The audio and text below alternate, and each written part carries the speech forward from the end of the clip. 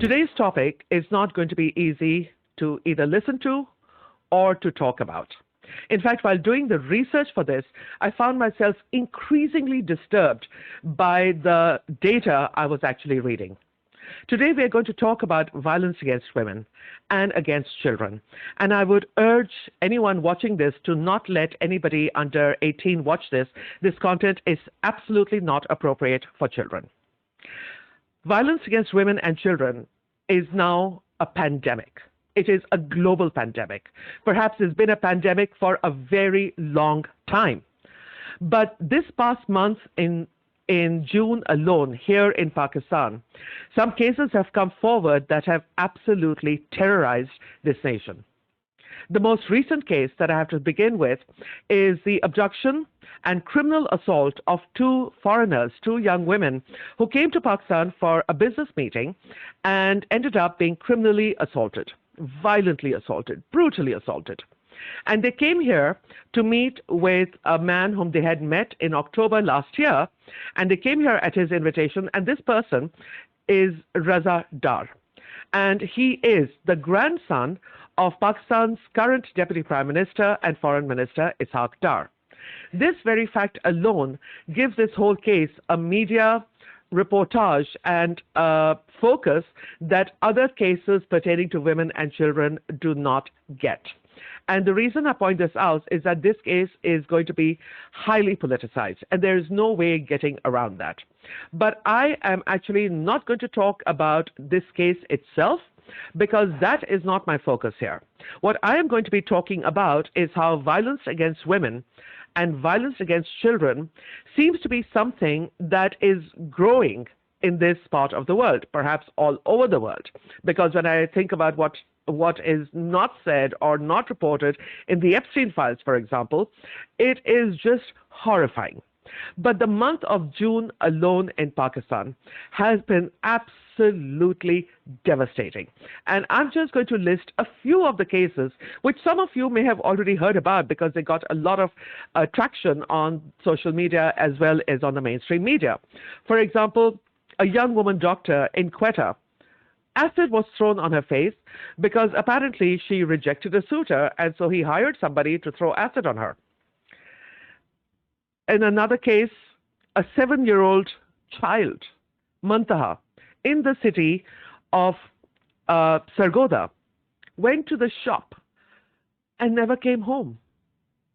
Another 7 or 8-year-old boy also went out in the city of Faisalabad. His body was found 2 or 3 days later. And while we were still reeling from the shock of seeing this little girl, Muntaha, whose image can be seen on CCTV camera going into this shop and not leaving, if that was not shocking, horrifying, and terrible enough, a toddler, a 2 or 3-year-old little angel, was taken from outside her house in Karachi's Qaidabad area. Her body was found in a sack. What was done to them is too horrific to even sit here and talk about. Some people say that we should talk about it. Why shouldn't we talk about what was done to these young and innocent children? But we all know, don't we?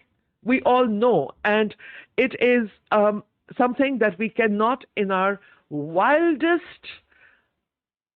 thinking, imagine or contemplate. And that isn't it. In the month of June, a 17-year-old young woman went to get a copy of one of her college degrees. She never came home. She was kidnapped and drugged and criminally assaulted, and the perpetrators dropped her unconscious body outside a hospital. She never recovered consciousness. She died. And just yesterday, a woman was killed in Harappa. She had been married for more than 12 years. Her husband and father-in-law killed her because she hadn't been able to have a child. An old man in Karachi kills his wife. He was old, and he kills his wife because she wasn't able or willing to consider continuing marital relations. This is in the month of June alone. And When I started, these are the cases that became known through social media and through reporting. But when I started delving deeper, I found another case of a young 18-year-old domestic worker who died after she was criminally assaulted and had an illegal removal of the fetus. And then it's not clear whether she was criminally assaulted again, but she also died. This is just the tip of the iceberg.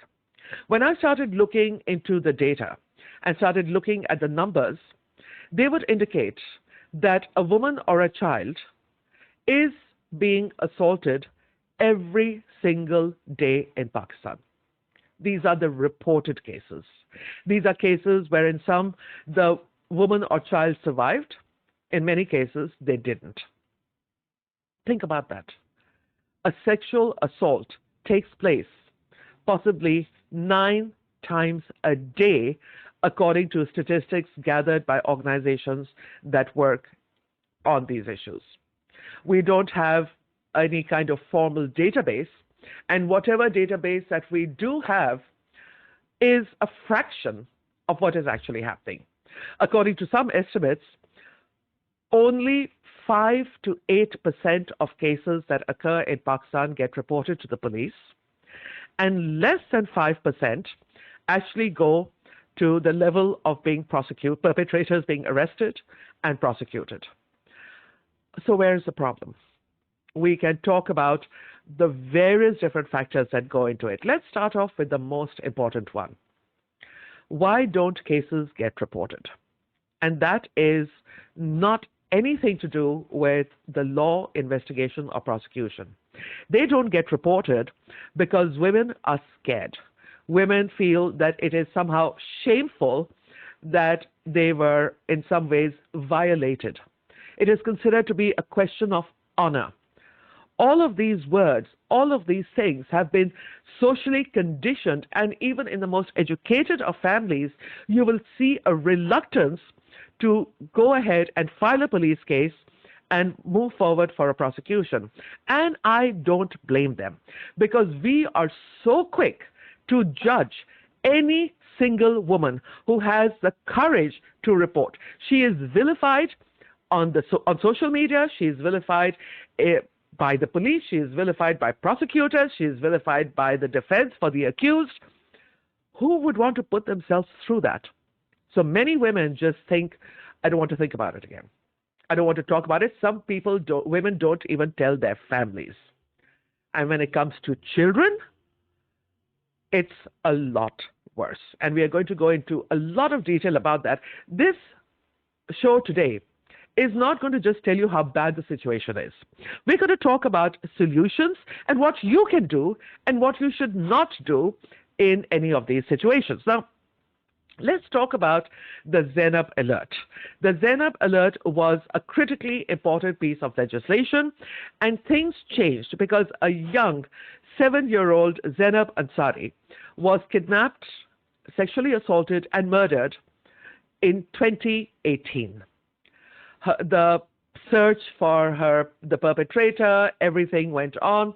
He was arrested. This case occurred in January, and her rapist and her killer was executed by October that same year.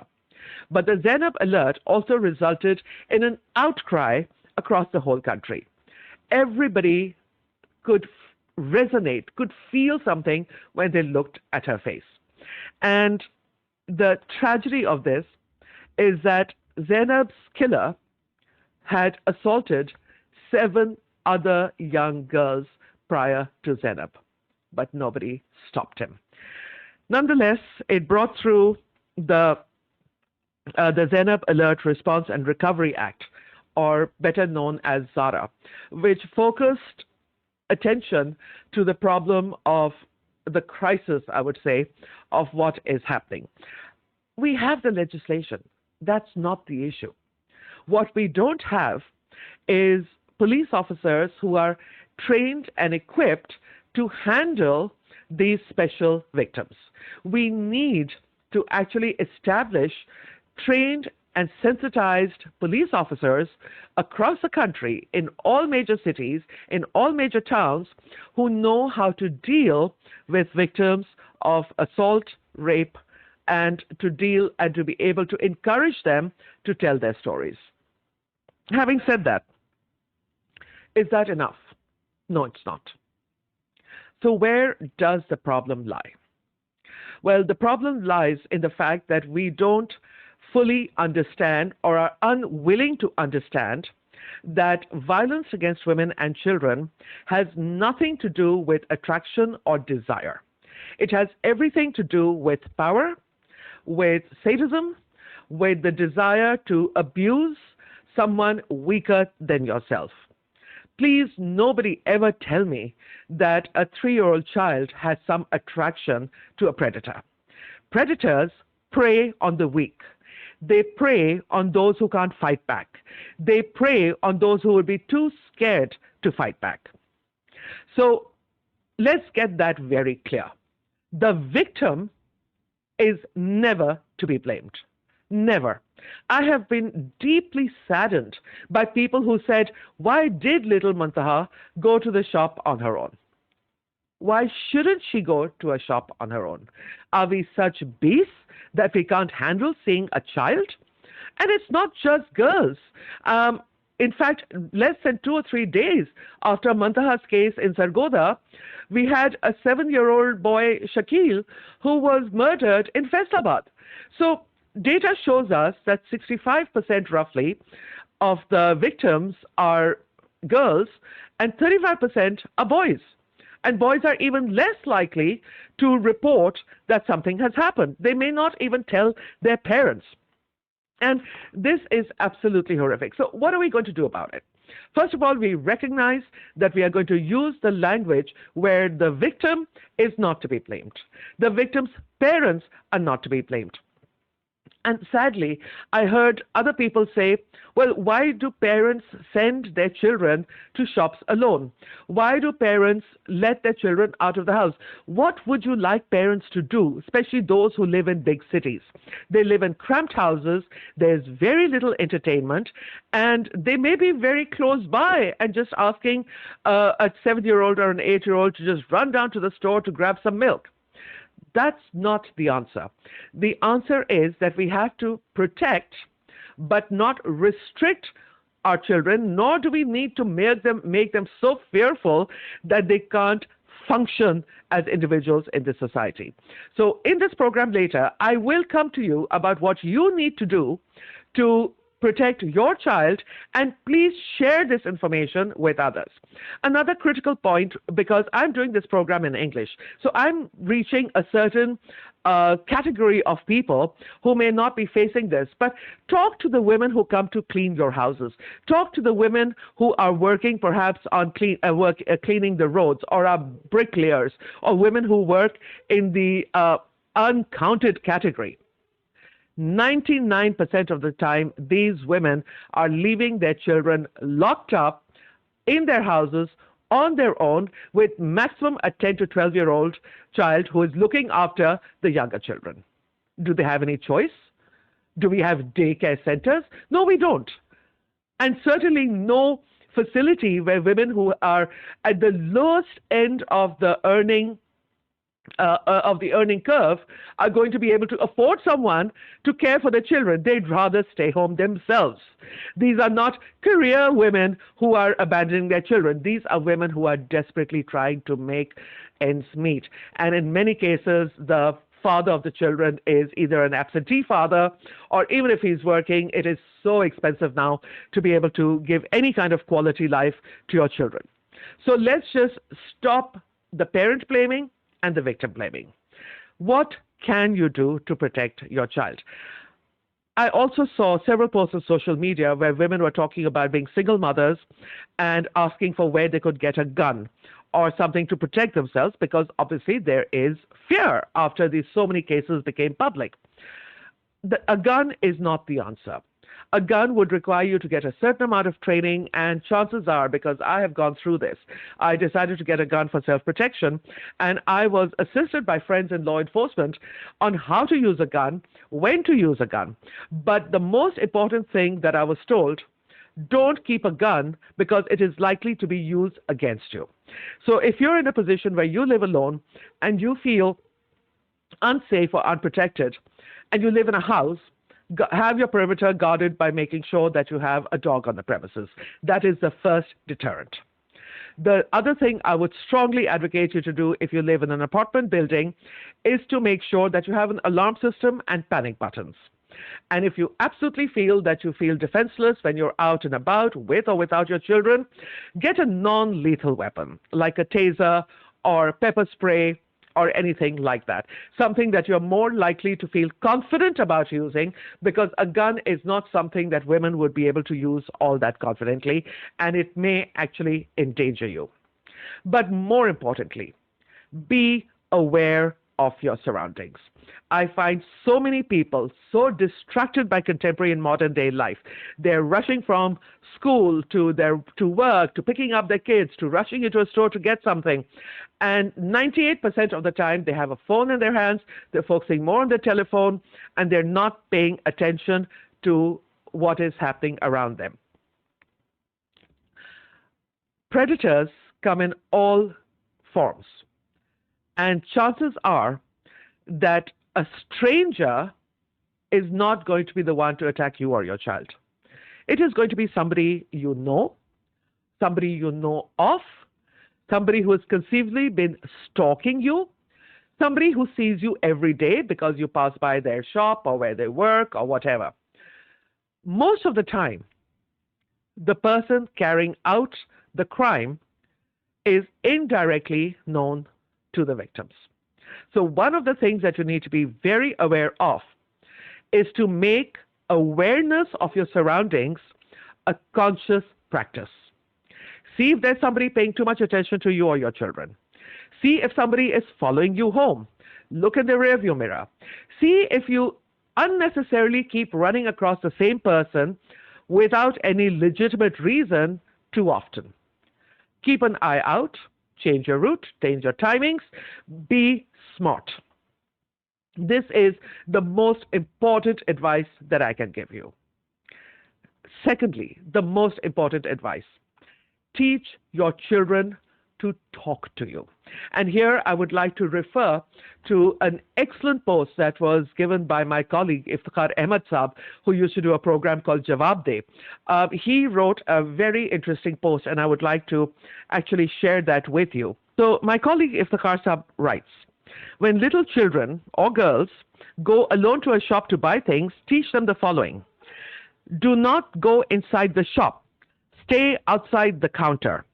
Clearly tell children that they must always stand outside the counter in a public place.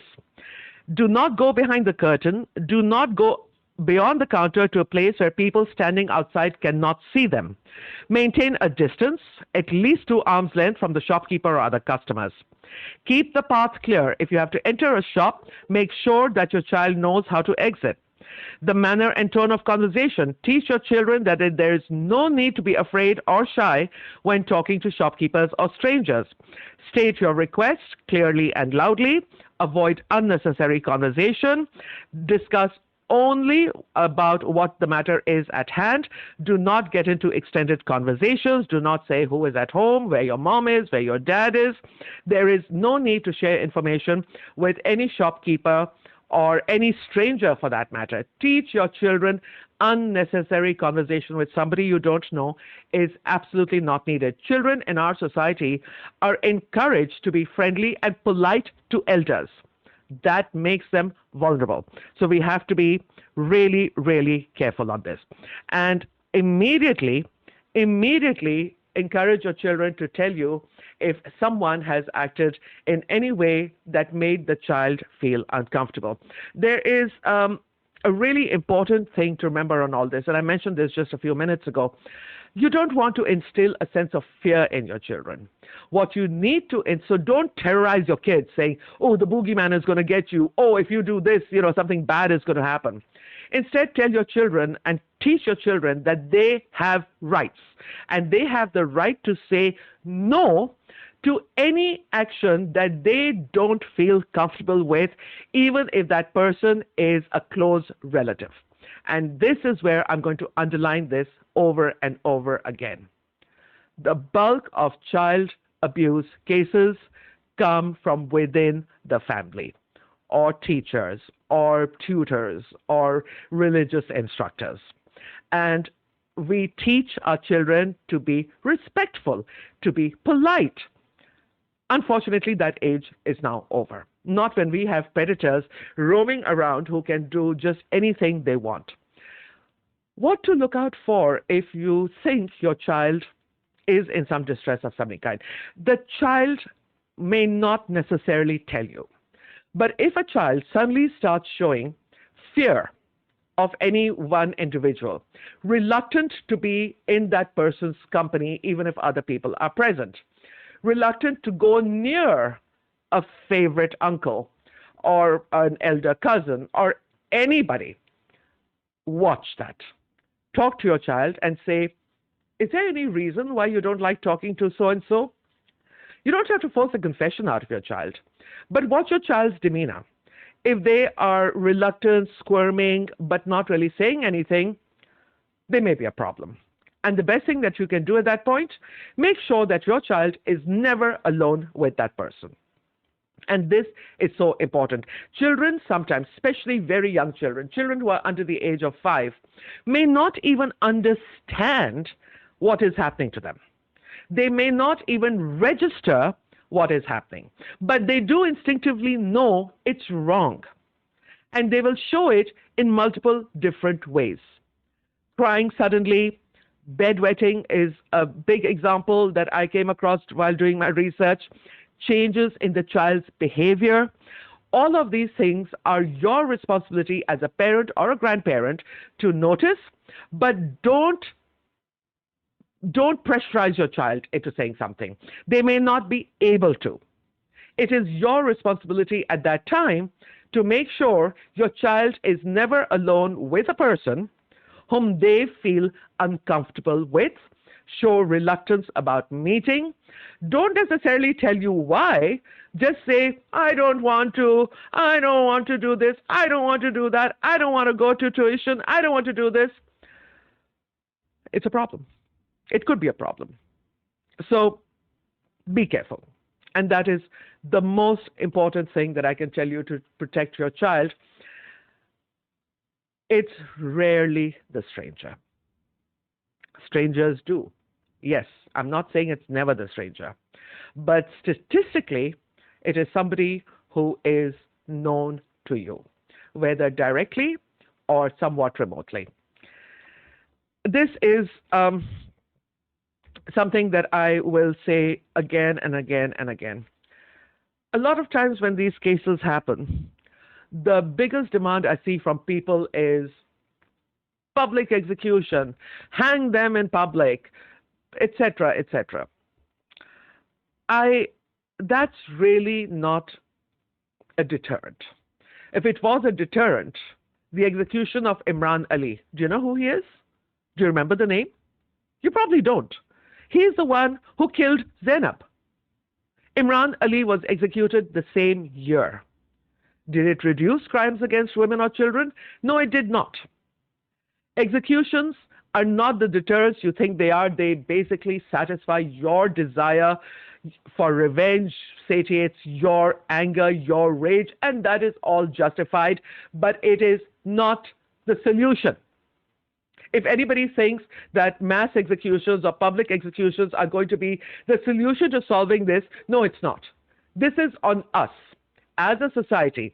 So teachers, parents, aunts, relatives, everybody needs to be involved in this. A child may tell a sibling something that they won't tell a parent, or tell a teacher something that they wouldn't tell. So we all need to become aware, and we all have so many ways to educate ourselves about this. Protect your child without suffocating or stifling them. that is what we are going to be talking about. That is what I'm talking about. And it is so crucially important that we share this, all this information that I'm giving to you, we share it with people who may not have resources or access to the internet like you do. So please share this information for women who work for you or women you may meet somewhere. Have gatherings, talk about this. This is a crisis. And we need men to be as involved as women. We need fathers to step forward and create groups where they talk about how best to create awareness and protect the vulnerable. This does not mean rushing out to buy guns. If that was the solution, I think we have enough weaponry in this country to have solved that problem. This problem is far more insidious and dangerous. I think I may do more programs on this, maybe even bring on some specialists who can talk to you about this further. But the last word of advice I have for young women who may be watching this, don't trust everyone. Please, do not put yourself in dangerous situations. Now, some of you are going to say, well, now you're putting the onus on the victim. No, I'm not putting the onus on the victim if something happens. I will always stand by the victim if something happens. But we can protect ourselves by not putting ourselves into situations where we become vulnerable. Don't go somewhere where, let's say it's a very close friend of yours, you trust him very much. He may not be the one who will hurt you. It could be his friends or his relatives, somebody who walks into that apartment or that house. So protect yourself. Do not put yourself in situations where you could become vulnerable. And I absolutely urge you to never, ever use mind-altering substances, drugs, alcohol, where you are less than able to look after yourself. And if, God forbid, the worst does happen, there are resources that can help you. First of all, if you choose that the route you want to go is with the police, the immediate number to call is Police 15. For any rescue or ambulance situation, you need to call 1122. The Ministry of Human Rights has a special division dedicated to crimes against women and children. Their number is 1099. Their WhatsApp number is 0333 908 5709. The Child Protection Services for Punjab is 1121. The ZAINAB alert, which is critical in terms of a missing child or a child who could be vulnerable or in danger, the ZAINAB alert number is 1099. We have lots of other resources that we would like to share with you. We are going to share them in the description. Plus, we will also post all of these numbers on the Quatrina on News Facebook page. We will put out a post about everything, all the resources that are available to you, and if the worst has happened and you don't want to go to the police, but you do need counseling or services, there are organizations, and excellent ones, like ROZAN and Sahil, whose names and phone number and details I will also share in the description and on the Facebook page. I'm going to leave it there with just my last words. Not all of you will agree with everything I have to say. But all I will say is, if you disagree, please write in the comments and tell me what you disagree with. If you have ideas or suggestions, please write in the comments. Let's get this conversation going. Let's get into a partnership of becoming a more vigilant and caring society without traumatizing our children. I am so scared that we will just start locking our children into our houses and just completely stifle any bit of childishness in them. Their childhood, we can't take that away from them, but we can make it safer. And we can make childhood safer for every child in our society. And we can only do this through a social movement in collaboration with the authorities for the law, for prosecution, but that is all after the fact. As citizens, let's you and I focus on prevention. That's all we have for you today. I will be back with more in the next program. Please do subscribe. And I do apologize for no video having been uploaded in the past few days. I was busy with another project and with research for what I shared with you today. But please do subscribe so that, and put on the notification bell, because once you subscribe, you'll see a little bell icon. And if you click that, then you will get a notification every time we upload, because I don't upload every day. And I only upload when I have something significant to say. But if you'd like me to do more content like what we did today, then please also share your thoughts in the comments, because this is really for all of you who are watching. So please do tell me what more you'd like me to cover, what more you'd like me to be saying, talking about, and keep faith.